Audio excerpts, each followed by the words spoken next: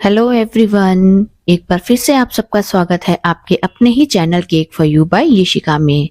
मुझे आया है ऑर्डर हाफ केजी का पाइनएप्पल केक बनाने के लिए। सो इसके लिए मैंने स्पॉन्ज बेक किया है 5 इंच के टिन में और 150 ग्राम प्रीमिक्स लिया है मैंने ये स्पॉन्ज बेक करने के लिए। तो हमेशा की तरह ये भी ऑर्डर मेरा जल्दी में ही बनाकर देने वाला है, यानी कि अभी थोड़ी देर में ही बस इसे बनाकर और मुझे साथ में ही डिलीवर कर देना है। सो इसके लिए जैसे ही स्पॉन्ज ठंडा हुआ तो हमने इसके ऊपर काम शुरू कर दिया था।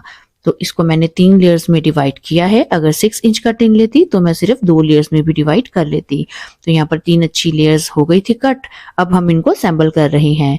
तो क्योंकि ये पाइनएप्पल केक है तो इसके लिए जो हम बेक करते हैं स्पॉन्ज, आप उसमें भी चाहें तो पाइनएप्पल एसेंस ऐड कर सकते हैं।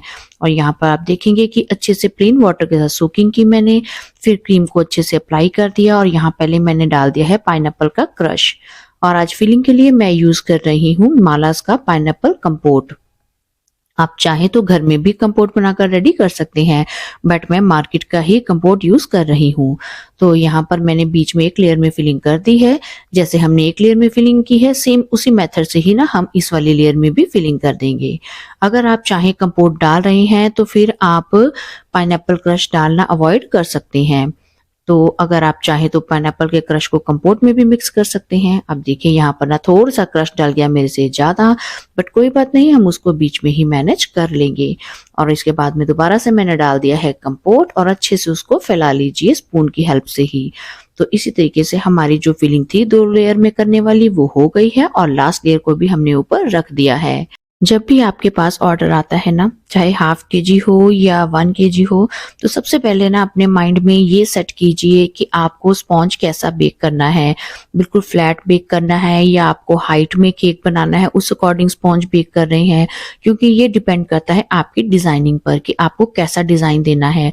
मैं भी सबसे पहले अपने माइंड में यही सेट करती हूँ कि मुझे हाइट वाला थोड़ा सा केक चाहिए या फ्लैट में चाहिए, क्योंकि उसी के अकॉर्डिंग ही मैं डिजाइन देखती हूँ, डिजाइन दिमाग में बिठाती हूँ, फिर उसी अकॉर्डिंग ही मैं स्पॉन्ज बेक करती हूँ। कई बार कई लोग कह देते हैं कि आप झट से ही केक बनाकर दे देती हैं, तो क्या आप स्पॉन्ज हमेशा अपने पास रेडी रखते हैं? ऐसा नहीं होता। अगर देखिए हम स्पॉन्ज हर वक्त अपने पास रेडी रखें तो वो हमारा ही नुकसान है, क्योंकि अगर ऑर्डर नहीं आता, क्योंकि हमारे पास होम बेकर्स है ना, डेली ऑर्डर नहीं आते, कभी रियली ही आते हैं, हफ्ते में 1 बार भी आ जाता है, हफ्ते में 2 बार भी आ जाता है। तो हमें नहीं पता होता कि कस्टमर कैसा ऑर्डर हमसे प्लेस करेंगे, कैसा उनको केक चाहिए। तो यहाँ पर देखिए बातों बातों में फाइनल फिनिशिंग भी कंप्लीट हो गई थी। और यहाँ पर ना आज मैं 2 कलर्स एक्स्ट्रा बनाकर उनके साथ में केक के ऊपर टच देने वाली हूँ। तो यहाँ पर मैंने ना पहले ऑरेंज कलर की क्रीम बनाई, उसमें ना हल्का सा मैंने ब्राउन कलर डाल दिया और ये वाला शेड बनाया है। तो मैं आपको वही बता रही थी कि जैसे हमने आज मेरे माइंड में था थोड़ा सा हाइट वाला केक बनाकर ना कुछ ऐसा डिजाइन बनाना था, तो इसीलिए मैंने 5 इंच का टिन यूज किया था ताकि ना केक की थोड़ी सी हाइट रहे। तो अब देखिए पहले मैंने नीचे डॉट्स ही लगा दी थी और उसके बाद में लिया है पैलेट नाइफ और उसके साथ में जो डॉट्स लगाई है ना, बस उनको इस तरीके से ना नीचे से ऊपर की ओर हम स्ट्रोक्स देते जाएंगे।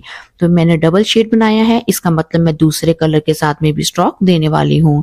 अब ये जो दूसरी बार मैं डॉट्स लगाऊंगी ना, इनको मैं थोड़ी थोड़ी दूरी पर लगा रही हूँ। यहाँ पर पहले मैंने क्रीम में ना ब्लैक कलर मिक्स किया, वो लाइट सा ग्रे शेड बन गया था। उसके बाद में ना मैंने उसमें नेवी ब्लू शेड ऐड कर दिया था, तो ये थोड़ा सा डार्क टोन में मेरे पास ब्लू शेड बन गया था। अब फिर से वही पैलेट नाइफ को साफ कर लिया है और जो ब्लू कलर की डॉट्स लगाई हैं उनको भी हम ना अपवर्ड मोशन में इस तरीके से स्ट्रोक्स देते जाएंगे। तो ये जो है ना आपका देखिए व्हाइट प्लेन कलर का केक था, कैसे हमने उसको झट से रंगीन कर दिया है। तो हमेशा आप देखते हैं कि आप क्रीम में कलर मिक्स करते हैं, उनके साथ में साइड वॉल्स को कवर करते हैं, वो तो एक मेथड है ही आपके केक को कलरफुल बनाने के लिए। बट अगर आप इस तरीके का मेथड यूज करते हैं तो सिंपल सा व्हाइट क्रीम के साथ में केक को कवर कीजिए और बाद में मनचाहे स्ट्रोक्स दे सकते हैं।